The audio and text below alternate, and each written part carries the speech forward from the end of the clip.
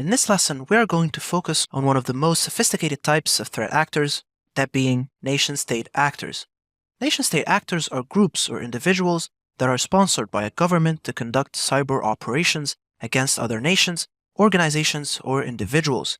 These nation-state actors are usually a part of a nation's intelligence or military organizations, although they may also operate as independent entities with state-backed resources so that the country can maintain plausible deniability for their attacks. Sometimes these threat actors attempt what is known as a false flag attack. A false flag attack refers to an attack that is orchestrated in such a way that it appears to originate from a different source or group than the actual perpetrators, with the intent to mislead investigators and attribute the attack to someone else.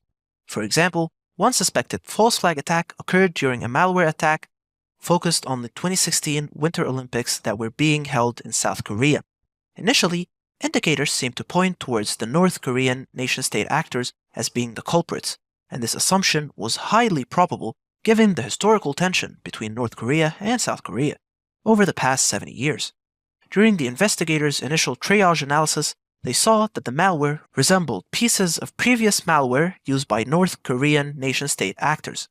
But as the cybersecurity investigators and researchers dug further into the malware's code, they discovered some subtle clues that pointed to the real source of the attack: Russian threat actors who were attempting to disguise their operations by mimicking known North Korean state actors' techniques.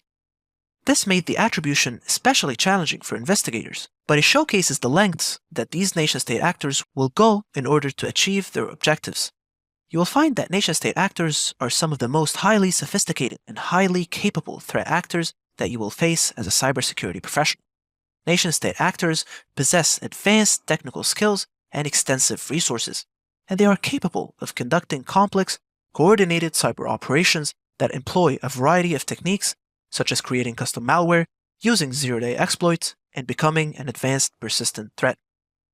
An advanced persistent threat, or APT, is a term that used to be used synonymously with a nation-state actor because of their long-term persistence and stealth.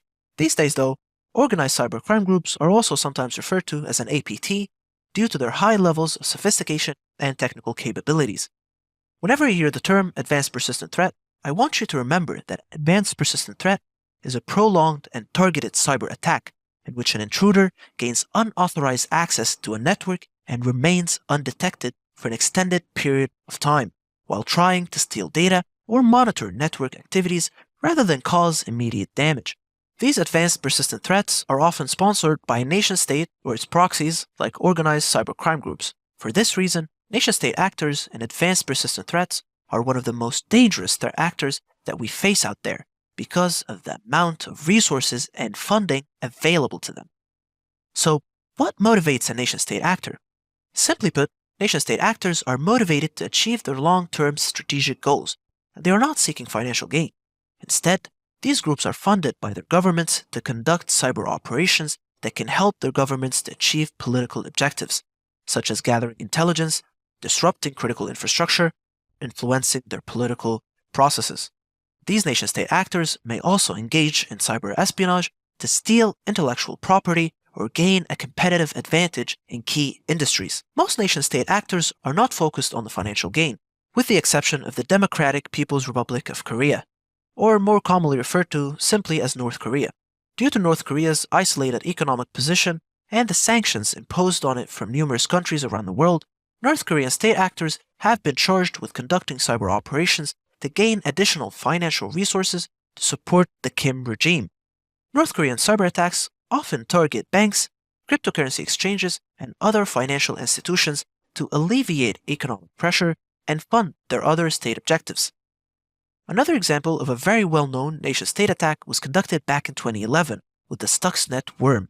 The Stuxnet worm creation has been attributed to the American and Israeli governments by cybersecurity researchers.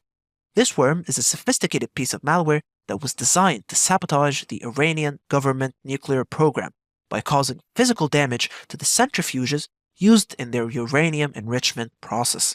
The Stuxnet worm operated by exploiting zero-day vulnerabilities in the Windows operating system that was used to run the nuclear enrichment centrifuges, and the worm was able to spread between machines without detection. Remarkably, the designers of Stuxnet knew that the nuclear centrifuges were part of an air-gapped network to increase its security, so all of the sensitive systems were isolated from unsecure networks. But Stuxnet was designed to infect USB drives with the hopes that an employee at the enrichment facility would unknowingly transfer the worm into the secure network environment by connecting the USB drive to the system to compromise it from within. But even technologically sophisticated countries like the United States aren't immune to nation-state attackers. You may already be aware that there was a lot of debate over the highly contested 2016 US presidential election between Donald Trump and Hillary Clinton. Accounting to independent cybersecurity researchers, it is suspected that the Russian government used a wide range of cyber attacks from across its various nation-state actors to influence this presidential election. According to the US government's intelligence community, a series of cyber attacks and disinformation campaigns during the election period can be attributed back to Russian nation-state actors, whose goal was to undermine the United States democratic electoral process, damage Hillary Clinton's candidacy, and eventually support Donald Trump's campaign to gain the presidency.